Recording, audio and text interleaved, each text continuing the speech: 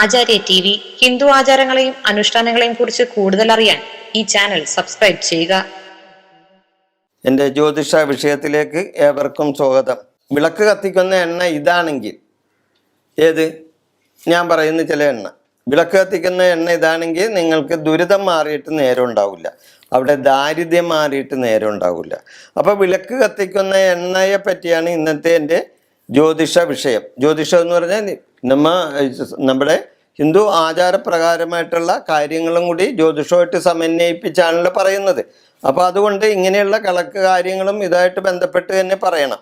അതുകൊണ്ടാണ് പറയുന്നത്. വിളക്ക് കത്തിക്കുന്ന എണ്ണ ഏതെന്ന് നമ്മൾ മനസ്സിലാക്കണം.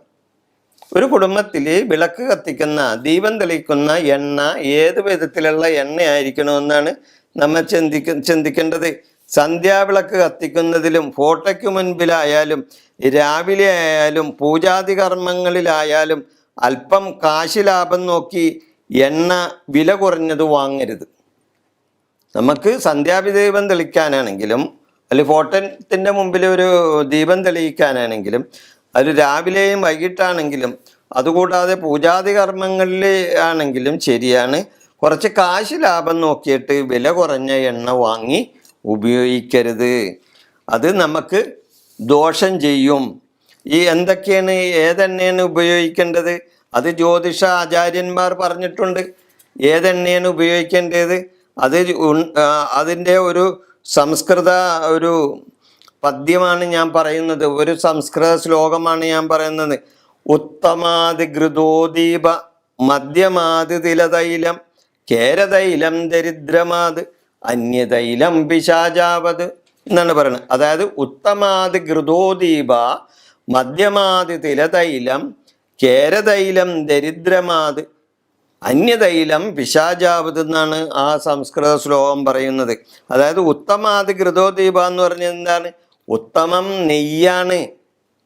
ഘൃതം എന്ന് പറഞ്ഞ നെയ്യ്, ഉത്തമം, ഏറ്റവും നല്ലത് നെയ്യൊഴിച്ച് വിളക്ക് തെളിയിക്കുന്നതാണ് ഉത്തമം, ഏറ്റവും ഉത്തമം. പക്ഷെ എല്ലാവർക്കും എപ്പോഴും നെയ്യൊഴിച്ച് വിളക്ക് തെളിയിക്കാൻ സാധിക്കുമോ? അത് സാമ്പത്തിക ബുദ്ധിമുട്ടുകൾ ഉണ്ടാക്കും. അവർക്ക് ബുദ്ധിമുട്ടുണ്ടാക്കാനില്ല, സാമ്പത്തികമായിട്ട് അവർക്ക് ചിലപ്പോൾ അത് സഹായിച്ചെന്ന് വരില്ല. അത് ചെയ്യുന്നത് നല്ലതാണ്. അതല്ലെങ്കിൽ മധ്യമാതി തിലതൈലം, മധ്യമാതി തൈലം ഒന്ന് മധ്യമായിട്ട് തിലതൈലം എടുക്കുക. തിലം എന്ന് പറഞ്ഞാൽ തൈലം എന്ന് പറഞ്ഞാൽ എണ്ണ. അപ്പൊ തിലതൈലം, എണ്ണ, അതായത് എള്ളെണ്ണ മധ്യമമായിട്ട് ഉപയോഗിക്കാം.